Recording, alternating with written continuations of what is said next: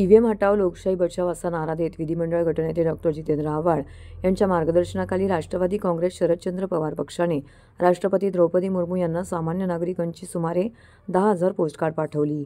गेल्या काही निवडणुकांचा धांडोळा घेतल्यास ईव्हीएमबाबत जनतेच्या मनात संशयाचं वातावरण निर्माण झालं आहे। त्यातच प्रत्यक्ष मतदान आणि ईव्हीएममधील मतदानामध्ये तफावत असल्याचीही काही प्रकरणे उघडकीस आली आहेत। ही बाब गंभीर असून निवडणूक आयोगाच्या कार्यपद्धतीवरती संशय निर्माण करणारी आहे, असा आरोप डॉक्टर जितेंद्र आव्हाड यांच्या मार्गदर्शनानुसार जिल्हाध्यक्ष सुहास देसाई, कार्याध्यक्ष प्रकाश पाटील, महिलाध्यक्ष सुजाताताई घाग, महिला कार्याध्यक्ष सुरेखाताई पाटील यांच्या नेतृत्वाखाली ठाणे जिल्हाधिकारी कार्यालयासमोर हे स्वाक्षरी अभियान राबवण्यात आले। या ठिकाणी कोरे पोस्टकार्ड ठेवून ईव्हीएम घोटाळ्याबाबत जनजागृती करण्यात आली। तसेच नागरिकांना आवाहन करून राष्ट्रपतींना पत्र पाठवण्याचं आवाहन करण्यात आलं।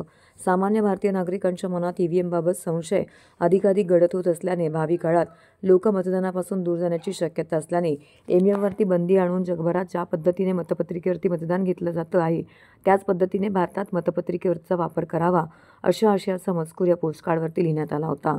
ही सर्व पोस्टकार्ड मुख्य डाक कार्यालयातील पत्रपेटीमध्ये डॉक्टर जितेंद्र आव्हाड यांनीच टाकली। ईव्हीएम हॅक केलं असा आमचा आरोप नाही, ईव्हीएम टॅम्पर केलं असा आमचा आरोप आहे।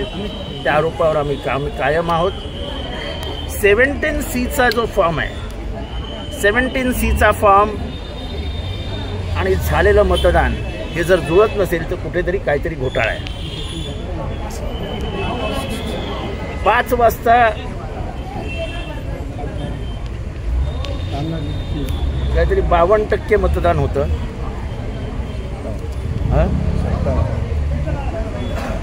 आणि नंतर ते एकदम 65% झालं, 68% झालं। ही टक्केवारी कुठून कशी वाढली? 5 ते 6 मध्ये किती मतदान झालं? कारण का 5 पर्यंत तुम्ही दिलेले आकडे हे 7 ते 5 झालेल्या मतदानावरचे आकडे असतात। मग एकदम 13% वाढ म्हणजे झालेल्या मतदानाच्या 1/4 म्हणजे दिवसभरात जर 100 लोक आली असतील तर 25 लोक हे फक्त एका तासात आली। म्हणजे हे जर हजारात केलं आपण तर कसं शक्य आहे? एका मशीनवरती ज्या पद्धतीने ते वोटिंग करतायत त्याच्यात एका मशीनला साधारण एका तासाला 60-70 माणसं, 80 माणसं मतदान करू शकतात। जर 76,000 मतं वाढली आहेत तर ती कुठनं वाढली? हा प्रश्न आहेत ना सगळे। आणि निवडणूक आयोग काहीच बोलायला तयार नाही। टाकलेली मतं आणि मोजलेली मतं याच्यात फरक येतोय। खरं ती ईव्हीएम म्हणजे कॉम्प्युटर आहे। 1-1-1-3 1-1-1-1-1-4 मग असं कुठलं मोठं रॉकेट सायन्स आणावं लागतं, 2 दिवस थांबावं लागतं?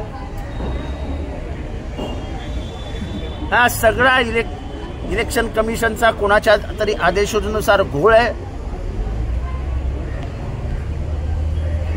आणि हा घोळ हे जनआंदोलन उभं राहील। माझी खात्री आहे की हे जनआंदोलन पूर्ण भारतभर जाईल आणि भारत या प्रश्नाचं उत्तर मागेल। आजचं आंदोलन आहे हे जन आंदोलन आहे, हे कुठच्याही पक्षाचं नाहीये। लोकांनी उत्स्फूर्तपणे दिला प्रतिसाद आहे की ईव्हीएम हटाव, देश बचाव, लोकशाही वाचव आणि लोकशाही वाचवण्यासाठी आम्ही बाहेर पडलेलो आहोत। लोकशाही बचाव आणि ईव्हीएमच्या विरोधात ही पत्र लिहिलेली आहेत, ते हटवण्यासाठी आम्ही सगळे पोस्टामध्ये चाललोय।